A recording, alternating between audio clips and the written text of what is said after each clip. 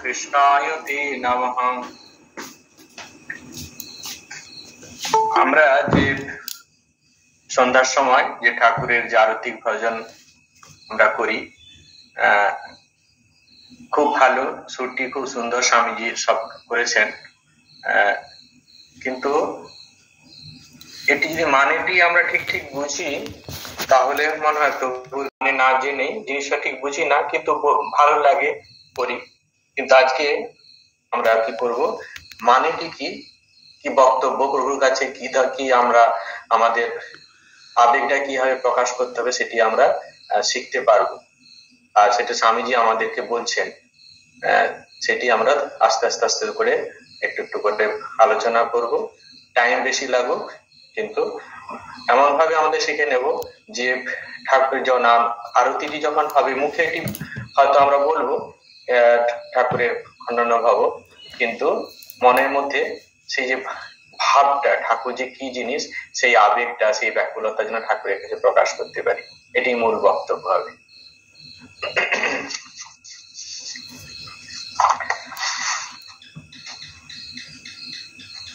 প্রথম লাইনে আমাদের দেখতে পাচ্ছি লেখা আছে, খণ্ডন ভব বন্দন জগ বন্দন বন্দি তোমায়, নিরঞ্জন নররূপধর নির্গুণ গুণময়।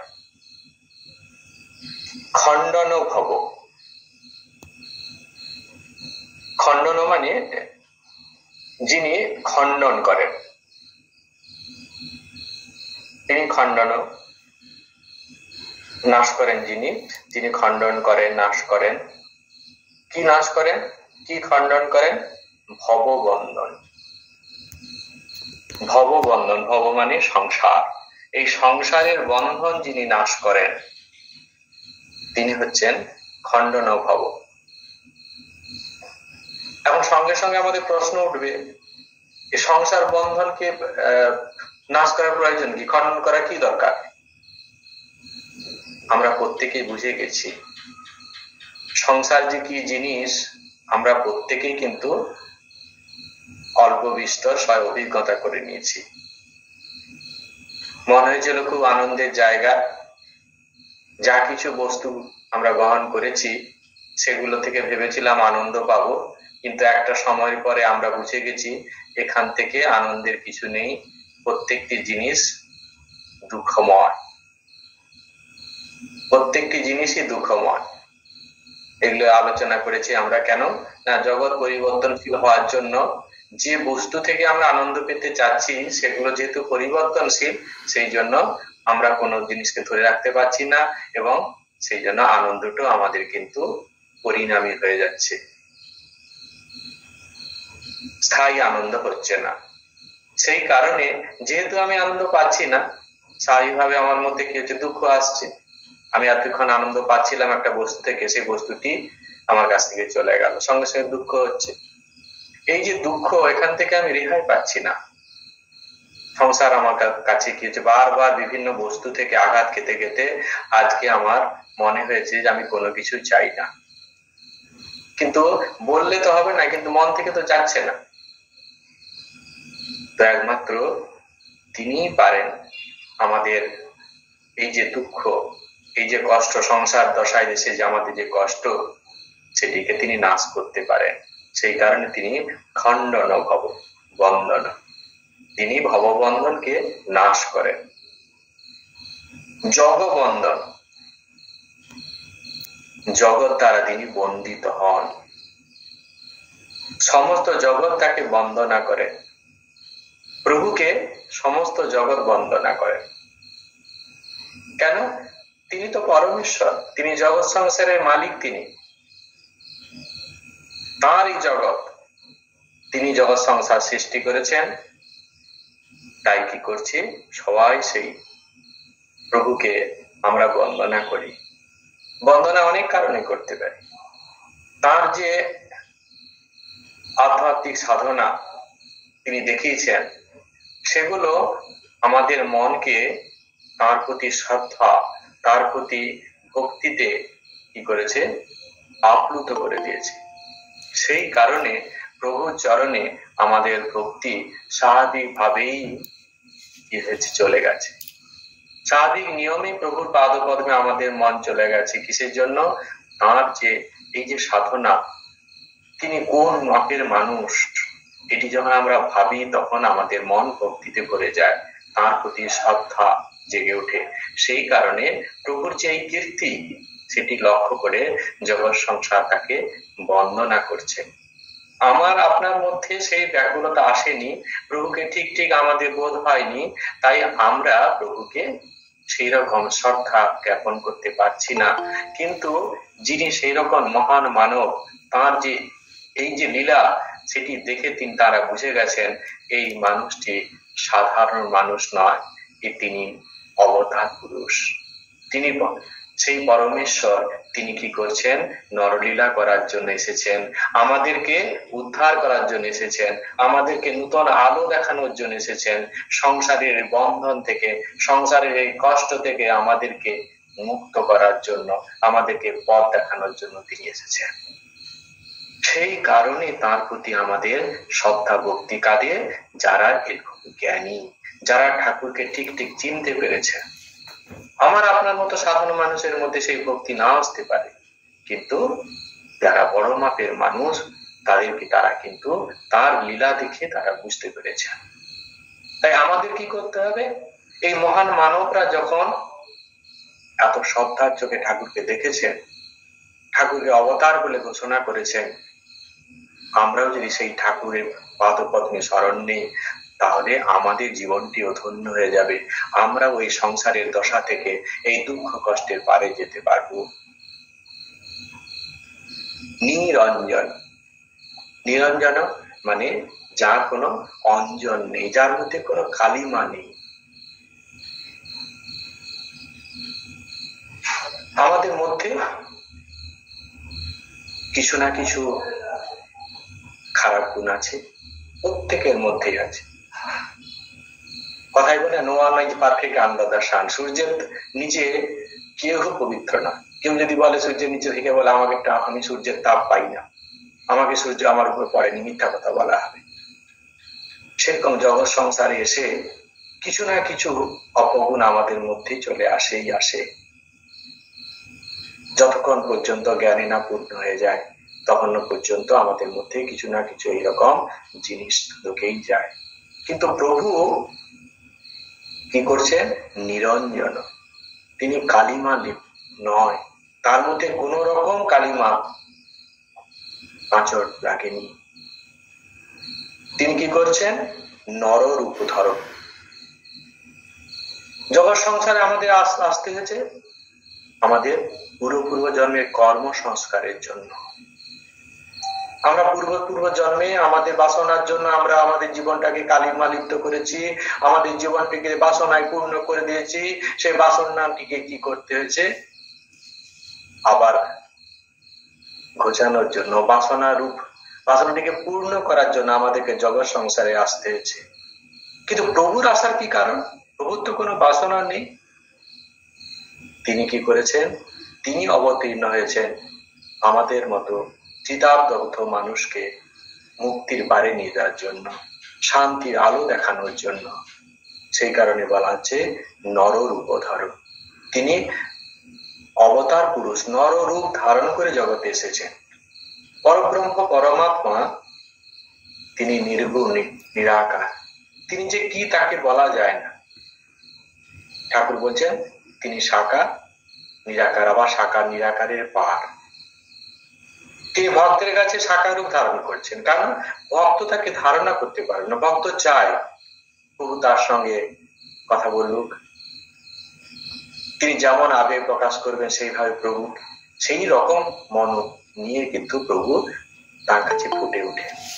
আমরা যেমন যেমন চাই, ভগবানকে যে রকম দেখতে চাই, ভক্তের মনোবাঞ্ছা পূর্ণ করবার জন্য ভগবান সেই রকমই রূপ ধারণ করে ভক্তের কাছে উপস্থিত হন। আসলে ওটাই প্রভুর শেষ কথা নয়, রূপ নয়, আরো অনেক কিছু আছে। সেখানে কি বলছে? নররূপ ধর।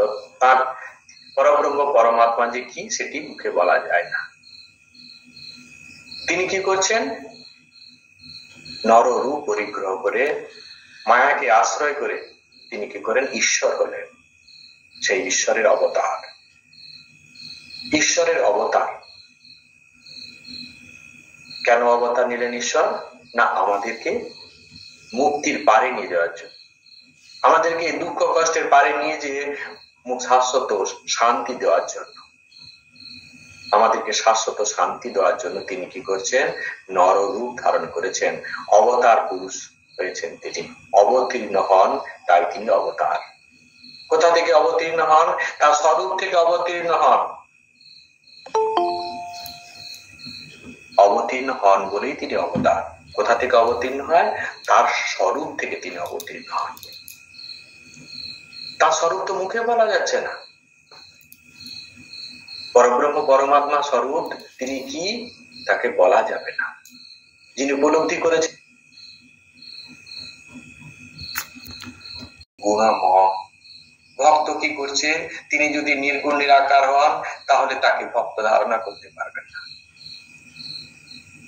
জ্ঞানীরা তাকে ধারণা করতে পারে, যোগীরা তাকে অনুভব করতে পারে কিছুটা, কিন্তু ভক্ত তাকে অনুভব করতে পারবে না। সেই কারণে ভক্তের মনোবাঞ্ছা পূর্ণ করার জন্য তিনি করছেন গুণকে আশ্রয় করে রূপ পরিগ্রহ করে তিনি কি করছে? করলেন জগৎ সংসারে অবতীর্ণ হলেন। মোটামুটি এইরকমই মানে। তাহলে আমাদের কাছে আমরা তো এরকম ইতিহাস করে আমাদের লাভ নেই। ঠাকুরের কাছে যখন আমরা আরতি করব তখন যেটুকু আমাদের মনে আবেগ আসবে, যেটুকু, সেই আবেগটিকে আমরা এইভাবে প্রকাশ করব কি? হে ভববন্ধন খণ্ডনকারী, সমস্ত মানব জাতি যারা পূজিত, আমরা তোমাকে বন্দনা করি। তুমি নিষ্কলঙ্ক, তবুও নররূপ ধারণ করেছ। তুমি সগুণাতীত, সকল গুণের ঊর্ধ্বে, তবুও সকল গুণের প্রতীক তুমি। আবার গুণময়, সকল গুণের প্রতীক। তাহলে আমরা এইভাবেই মানেটিকে করব। ভববন্ধন খণ্ডনকারী, সমস্ত মানব জাতি দ্বারা পূজিত, হে প্রভু আমরা তোমাকে বন্দনা করি। সেই প্রভুর বিশ্লেষণ বলা হচ্ছে, এক একটা করে বিশ্লেষণ। তার অনন্ত ঐশ্বর্য, অনন্ত গুণ, সেই জন্য প্রভুর গুণ সব অ্যাডজেক্টিভ লাগানো হচ্ছে। বিশ্লেষণ, হে ভববন্ধন খণ্ডনকারী, সমস্ত মানব জাতি দ্বারা পূজিত, হে প্রভু আমরা তোমাকে বন্দনা করি। তুমি নিষ্কলঙ্ক, তবু তুমি নররূপ ধারণ করে এসেছো এই জগৎ সংসারে। তুমি দ্বিগুণাতীত, তবুও গুণ পরিগ্রহ করে তুমি রূপবান হয়েছ। আবার বলছি, খণ্ডন ভব বন্দন জগ, বন্দন বন্দিতময়, নিরঞ্জন নররূপধর নির্গুণ গুণময়।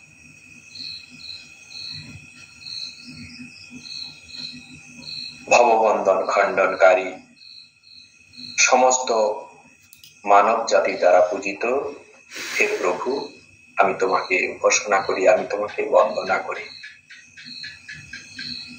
তুমি নিষ্কলঙ্ক, তুমি কালিমান, সমস্ত কালিমার পারে, তোমাকে কোনো কালিমা লিপ্ত করতে পারে না।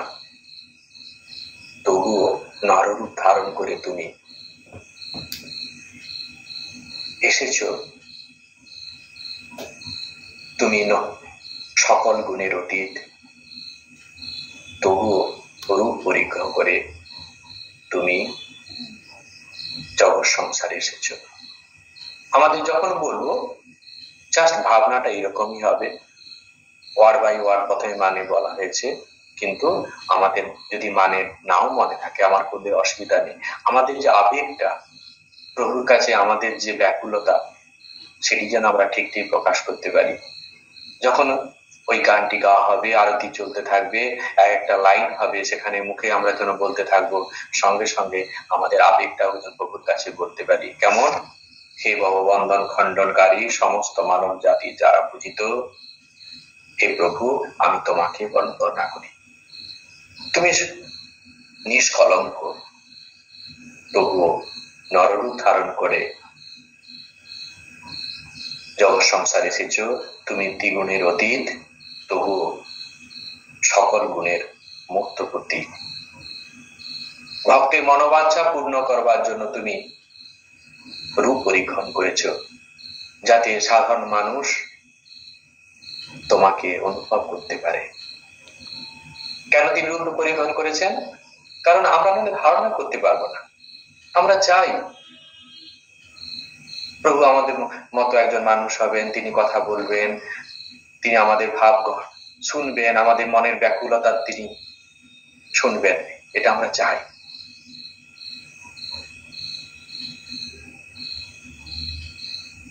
আমাদেরকে কে রক্ষা করতে পারে?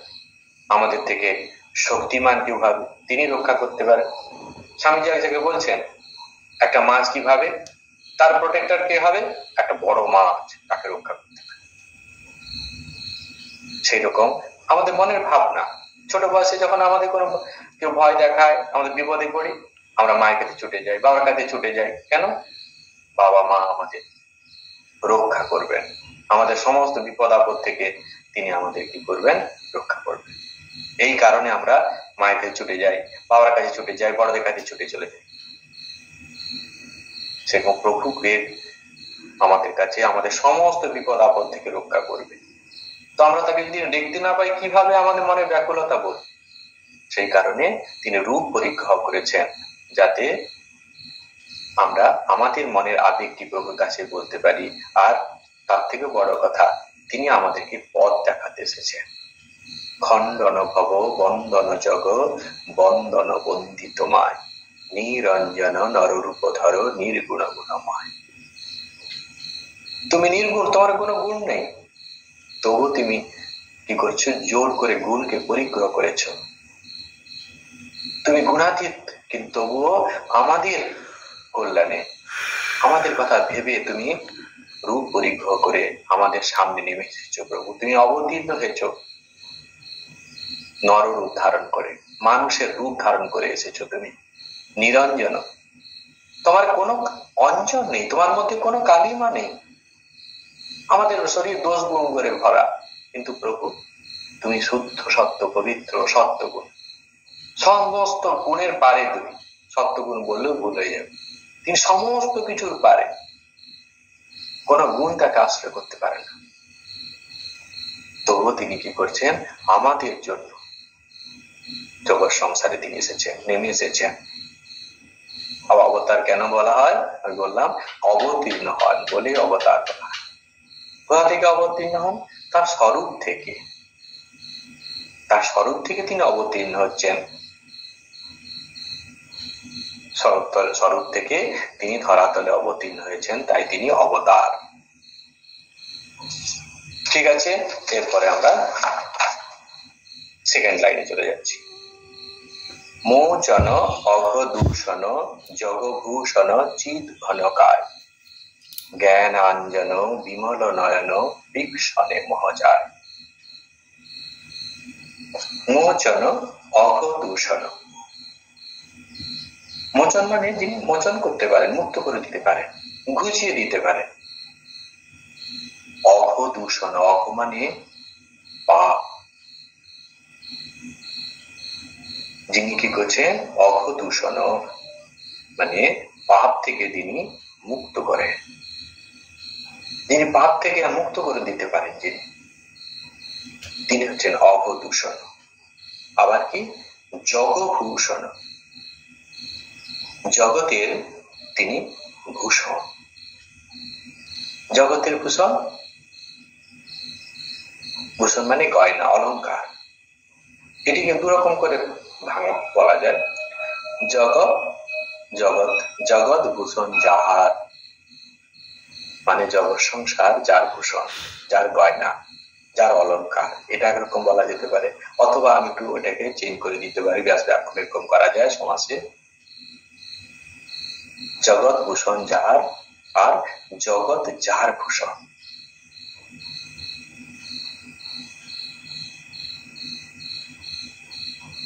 জগতের ভূষণ আর জগৎ যার ভূষণ।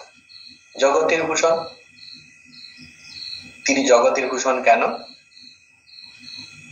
কারণ জগৎ সংসারের যারা উপলব্ধিমান পুরুষ, তিনি জানেন এই জগৎ সংসারে তিনি একমাত্র নিত্য বস্তু, তিনি একমাত্র ঠিক ঠিক মূল্যবান জিনিস।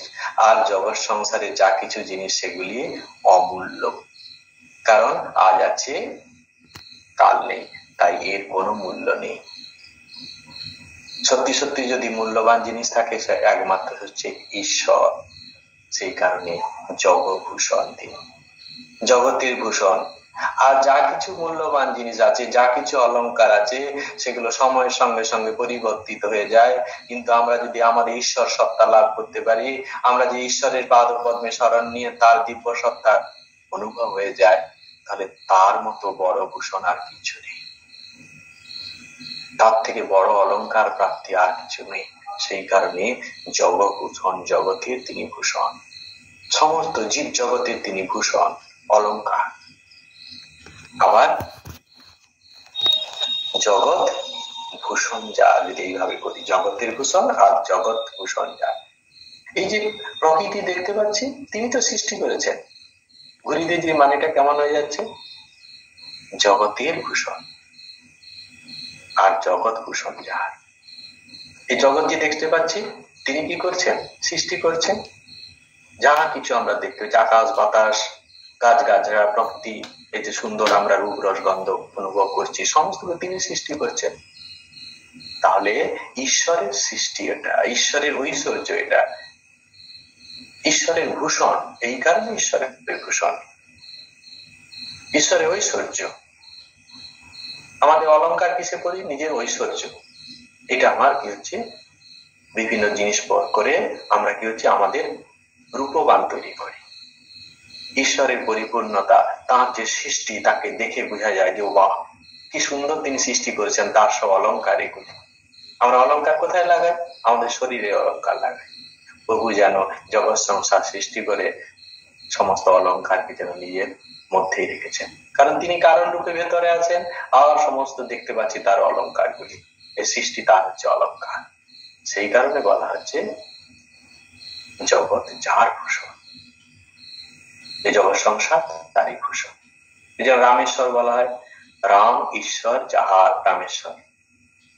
আর রাম ঈশ্বর যাহার, আর রামের ঈশ্বর।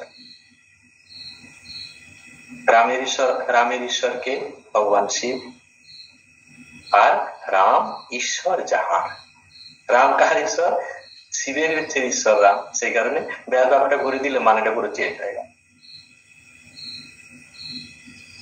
রামেশ্বরকে দুরকম বলে বলা যায়, রামের ঈশ্বর, রাম ঈশ্বর যাহার। সেই কারণে এখানে বলা হচ্ছে কি, মোচন অঘ দূষণ জগভূষণ চিদ ঘনকায়। চিদ মানে চেতন, চিন্ময়। এই কায় মানে শরীর, কিরকম উপায়? চিদ ঘনকায় শরীর, চৈতন্যময় শরীর তার। যদিও তিনি নররূপ ধারণ করে এসছেন, তার শরীরটি কিন্তু সাধারণ শরীর নয়। আমাদের মতো যদিও তিনি কথা বলেন, তিনি জগৎ সংসারে এসছেন, সমস্ত কিছু লীলা করছেন, কিন্তু তার শরীরটি কিন্তু আমাদের মতো এরকম শরীর নয়। তার শরীর চিন্ময় শরীর, তার শরীর চিন্ময় শরীর। সেই জন্য কি বলা হচ্ছে? চিদ ঘনকায়। চিদ কথার অর্থ চৈতন্যময়, চিন্ময় শরীর। শুধু তাই না, যদি কোনো মানুষ উপলব্ধি করতে পারেন, উপলব্ধিমান পুরুষের শরীরকে বলা হয় চিন্ময় শরীর।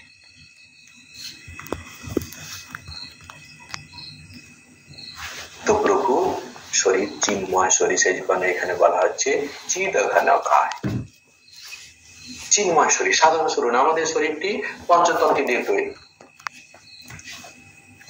আমাদের কি হচ্ছে নশ্বর শরীর, যখন আমাদের বিনাশ হবে, আমাদের মৃত্যুর পরে আবার পঞ্চতত্ত্বে মিশে যাবে। কিন্তু প্রভুর আপাত দৃষ্টিতে এরকম মনে হচ্ছে সমস্ত কিছু এইভাবে মনে হচ্ছে যে পঞ্চতত্ত্বের শরীর, কিন্তু তা নয়। তার শরীরটি কিন্তু এরকম মনে হলে আমাদের দৃষ্টিতে, কিন্তু তার শরীর চিন্ময় শরীর, মৃন্ময় নয়, চিন্ময়, চৈতন্যময়। তিনি চেতনার মূর্ত প্রতীক। সমস্ত শরীর ধরে চেতনা ফুটে উঠছে, চৈতন্য ফুটে উঠছে। তিনি চৈতন্যের সেই একটা রূপ, ঘনীভূত রূপ। তিনি সেই পরব্রহ্ম পরমাত্মার ঘনীভূত রূপ তিনি হয়ে চৈতন্যময়। তিনি যদিও নরশরীর ধারণ করেছেন, আসলে সেই তো পরব্রহ্ম পরমাত্মা। তিনি কিনা ঈশ্বরের অবতার হয়ে জগৎ সংসারে এসেছেন।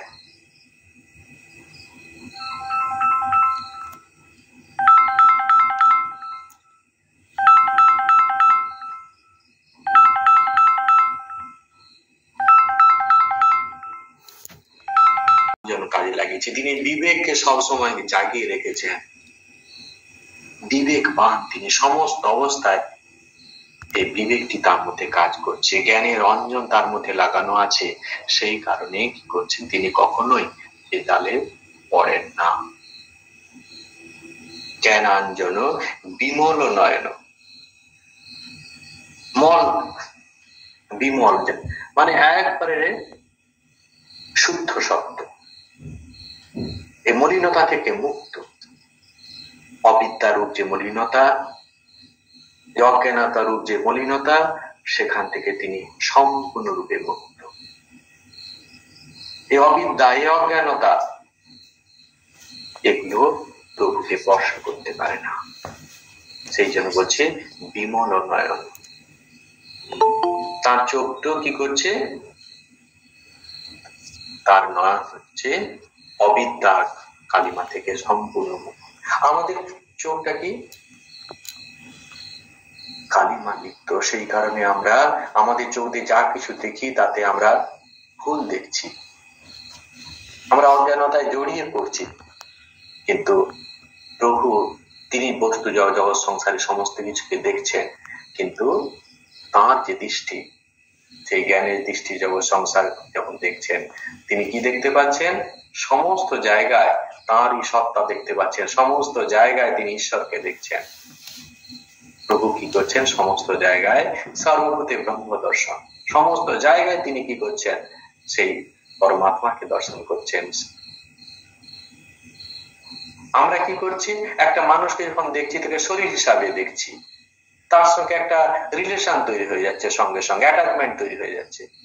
কিন্তু প্রভু দেখছেন সেই সত্তাকে, সবার মধ্যে সেই একই সত্তা আছে, নারায়ণ আছে। স্বামীজি যখন জিজ্ঞাসা করছেন যে আপনি এত আমাকে ভালোবাসছেন, আস্তে আস্তে তো আপনি কি করবেন, জড়িয়ে পড়বেন, জড়ভরত হয়ে যাবেন। না ভরত রাজা যেমন কি করছেন, হরিণের কথা ভেবে ভেবে কি করছেন, জড়িয়ে পড়েছিলেন, সেরকম তো আপনিও তো সেরকম হয়ে যাবেন।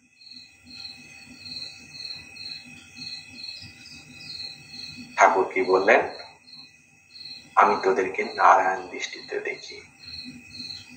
যেদিন সাধারণ দৃষ্টিতে দেখবো, ওই মনুষ্য দৃষ্টিতে দেখবো, তোদেরকে, তোদের মুখ দেখবো না, সব দূর করে দেবো তোদের।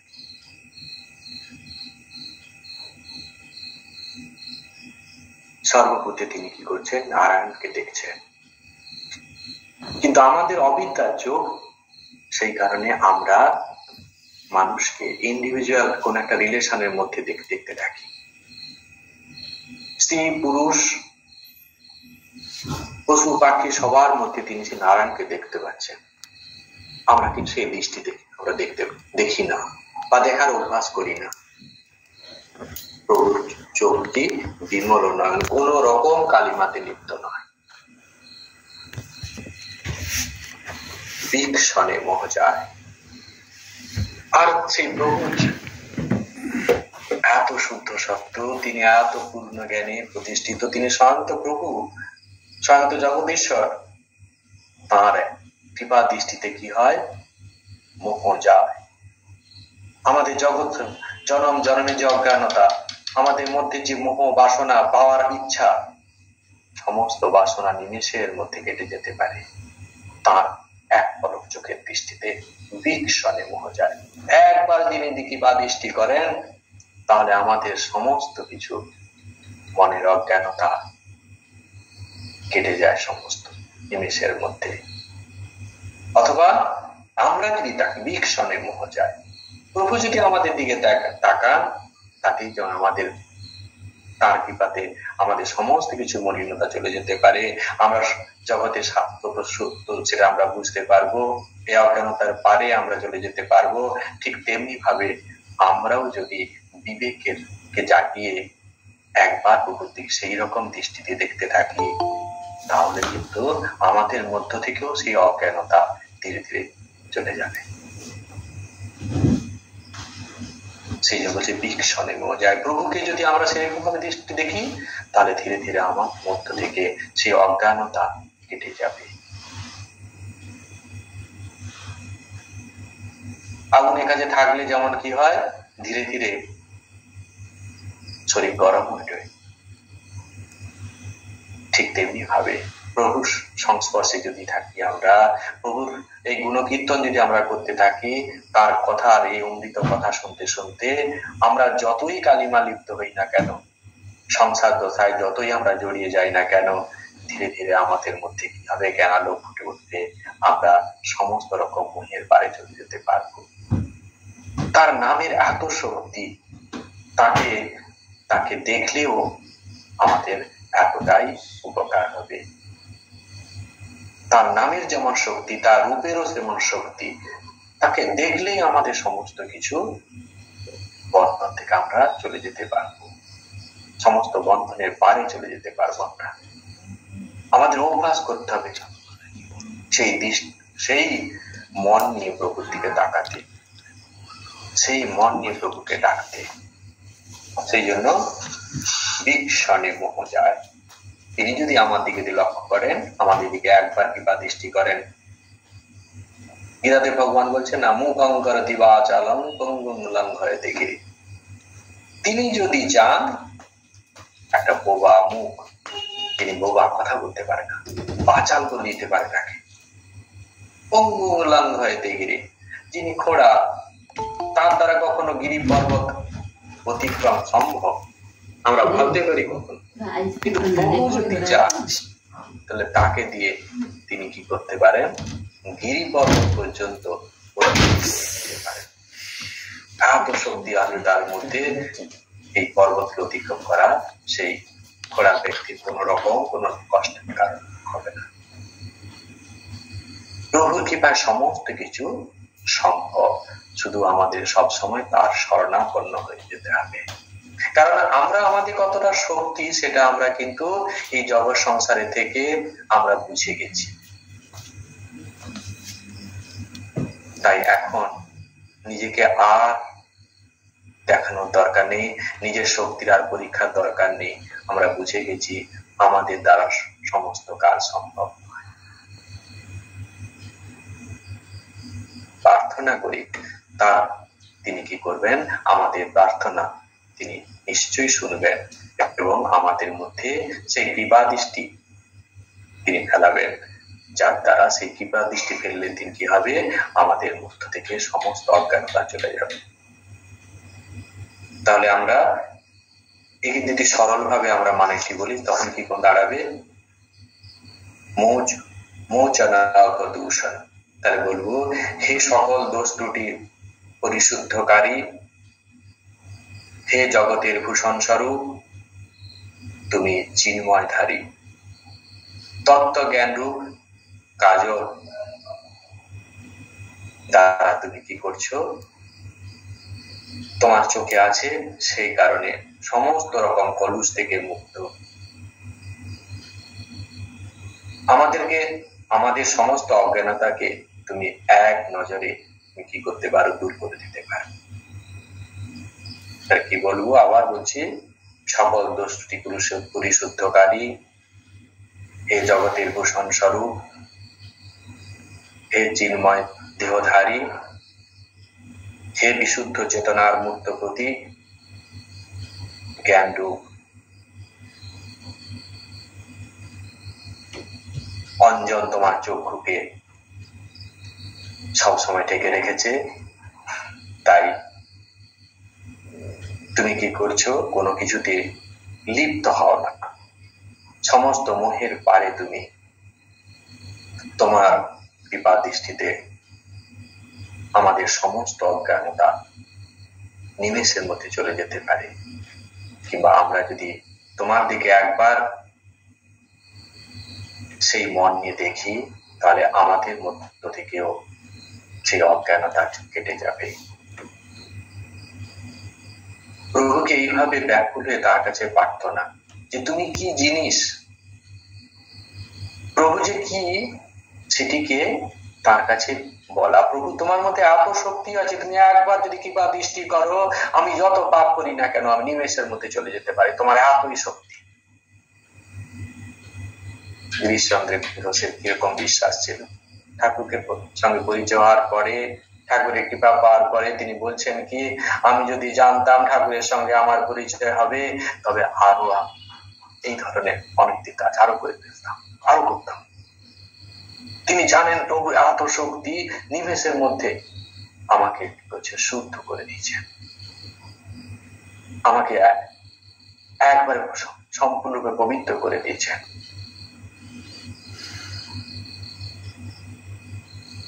এতই তার বিশ্বাস, গিরিশ ঘোষকে একবার বলছেন সবাই যে তুমি তো ঠাকুরের কাছে এত কৃপা পেয়েছো, তুমি তো মুক্ত হয়ে গেছো, তুমি তো শুদ্ধ সত্য, তুমি আবার গঙ্গার সামনে যাও কেন?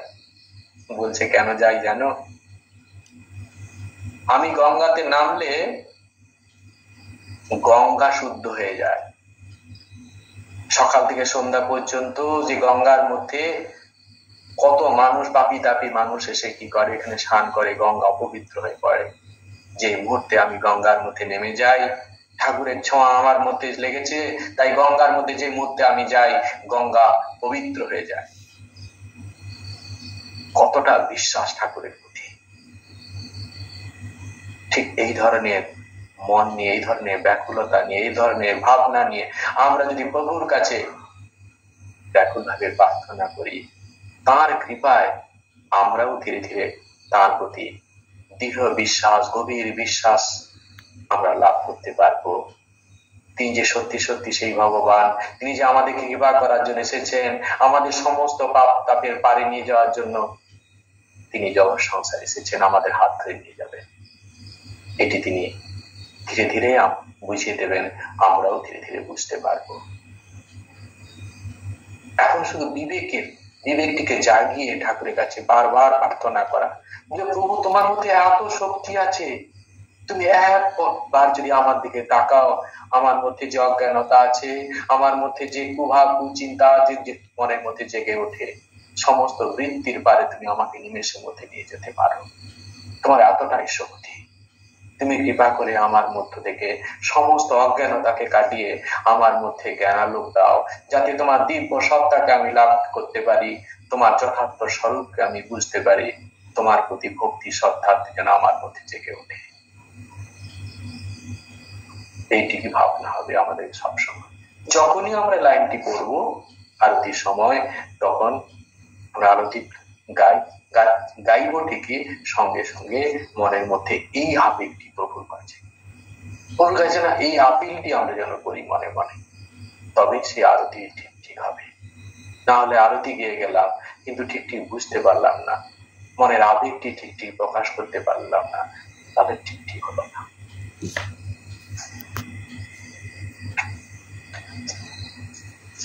এরপরে লাইন, ভাস্কর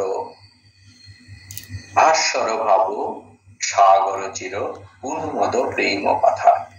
ভাস্কর ভাব সাগর চির উন্মদ প্রেম কথার ভক্তার্জুন যুগল চরণ তারণ ভব পার। ভাস্কর ভাব সাগর, ভাস্কর মানে উজ্জ্বল, ভাব সাগর, ভাবের সাগর।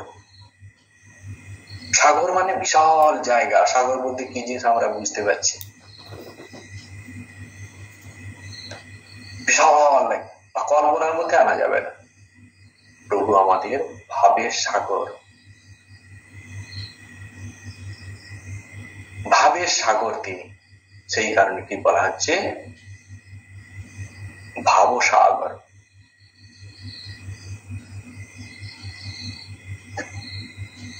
চির উন্মত প্রেম কথা, চির উন্মাদ, সব সময় তিনি উন্মাদ। আমরা কিসের জন্য উন্মাদ? আমরা উন্মাদ বিষয়ের জন্য। আরো টাকা চাই, আরো পয়সা চাই, বিষয়ে বাসনা আমার চৈতাত্য করতে চাই, কোনো কিছু পাওয়ার জন্য মন লালায়িত। সেগুলোকে একটার পর একটা পূর্ণ করছি, তাতেও আমাদের শান্তি হচ্ছে না। আর সেগুলো পাওয়ার জন্য আমরা উন্মাদ হয়ে গেছি, আর পাগল হয়ে গেছি ওটার জন্য, উন্মত্ত। কিন্তু প্রভু কিসের জন্য, কিসের জন্য উন্মাদ? তিনি ঈশ্বর নামে মাতোয়ারা, ঈশ্বর নামে তিনি পাগল, ঈশ্বর নামে তিনি সবসময় উন্মত্ত হয়ে থাকেন। ভাবের সাগর, তার মধ্যে সব সময় ভাব, ঈশ্বরীয় ভাবে পূর্ণ, ভাবের সমষ্টি। ভাব যেন সাগরের সমস্ত কিছু বিশাল, সাগর যেমন বিশাল, ঠাকুরের ভাব হচ্ছে অনন্ত বিশাল সমুদ্রের মতো। আমাদের যে ভাবরাশি আছে, যেটুকু আমরা পেয়েছি, সেটি তারই অংশ, ছিটে ফোটা আমাদের মধ্যে দিয়ে কাজ করছে। তিনি সম্পূর্ণ সাগর সমান, আর আমাদের মধ্যে সেই ভাবের কিছু অংশ স্ফুরণ হচ্ছে মাত্র। প্রত্যেকের মধ্যে কিছু না কিছু আছে, সেটি তার সেই পূর্ণ রূপের যে সমুদ্র প্রমাণ, যে তার ভাব, তারই কিছু অংশ যেন আমাদের মধ্যে দিয়ে প্রকাশ পাচ্ছে। ভাবের সাগর তিনি পূর্ণটা সাগর। সাগর মানে কেমন যে স্টার্ট, সেটাও যেন ছোট হয়ে যাচ্ছে, ইনফিনিটিভ, কল্পনার মধ্যে আনা যাবে না। আমাদের মন মানুষ দিয়ে থাকে, ভাবা যায় না। সাগর মানে আমাদের মন দিয়ে যেটাকে আমরা ভাঙতে পারবো, একটা ডাইমেনশনের মধ্যে আনতে পারবো না, সীমার মধ্যে আনতে পারবো না। যাকে প্রভুর ভাব এত অনন্ত, সেই অনন্ত ভাবের কিছু অংশ আমাদের মধ্যে কাজ করছে। ভাব ও সাগর, ভাবে অনন্ত ভাবের সমষ্টি, ভাবের সাগর তিনি। আর কি? প্রেম কথা, প্রেমের সমুদ্র।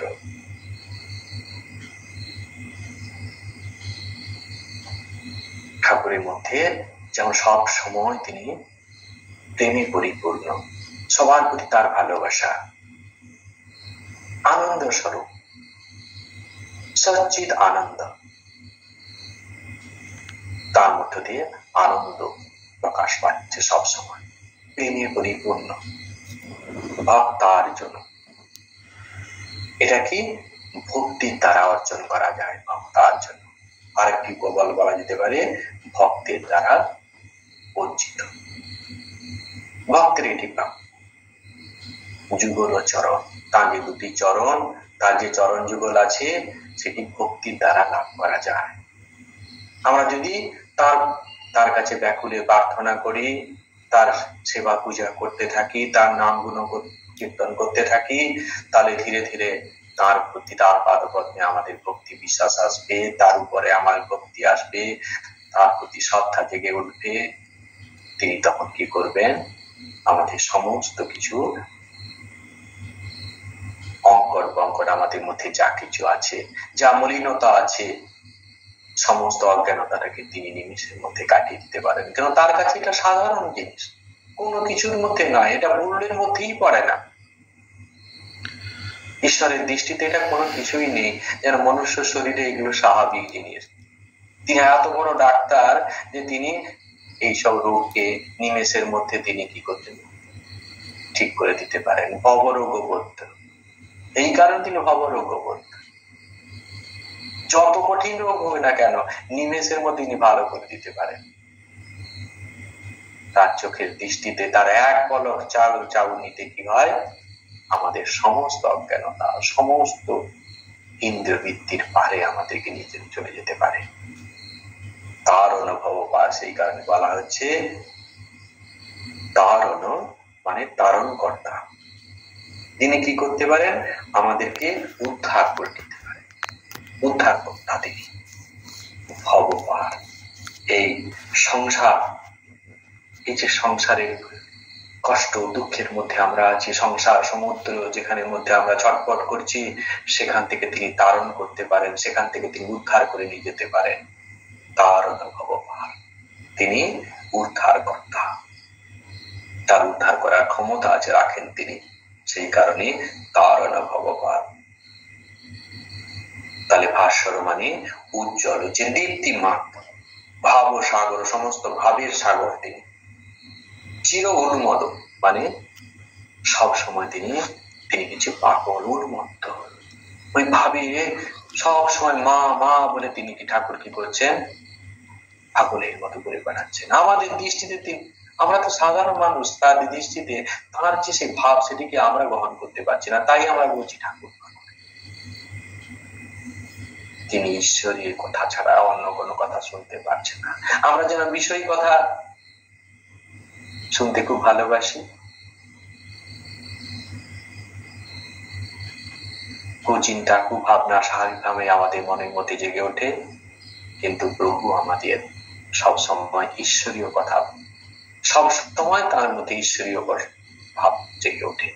আমাদের মধ্যে যেমন কুজিনিস সব সময় জেগে থাকে, তেমনি প্রভুর কাছে সব সময় পবিত্র যিনি, ঈশ্বরীয় যিনি, সব সময় তার মা জগদম্বা যেন সব সময় তার শরীর জুড়ে বিরাজ করছে।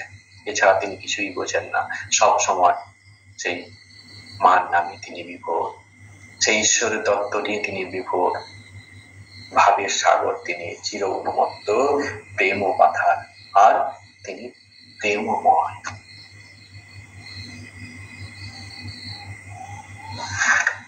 তার যুগল চরণে কি করছে, ভক্তি তারা পাওয়া যায়, ভক্তার জন্য যুগল চরণ।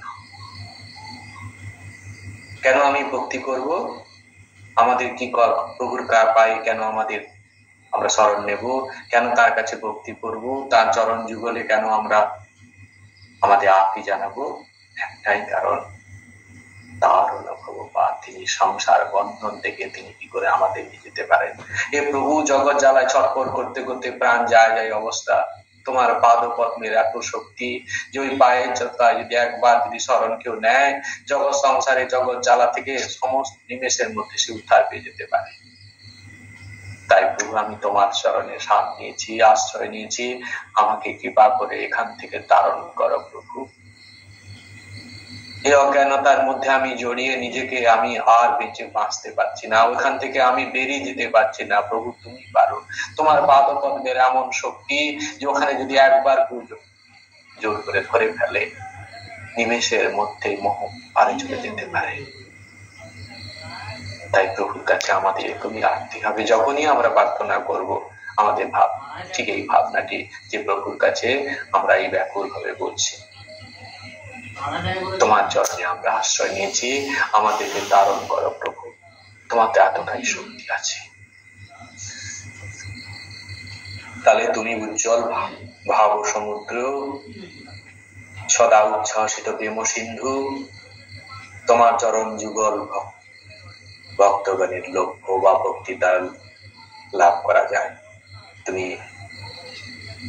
ভাবের সাগর, আর এই জগৎ জ্বালা থেকে, জগৎ সংসারের জগৎ জ্বালা থেকে তুমি উদ্ধার করো, এই সংসার বন্ধন থেকে তুমি আমাদেরকে উদ্ধার করতে পারো, উদ্ধার করে নিয়ে যেতে পারো।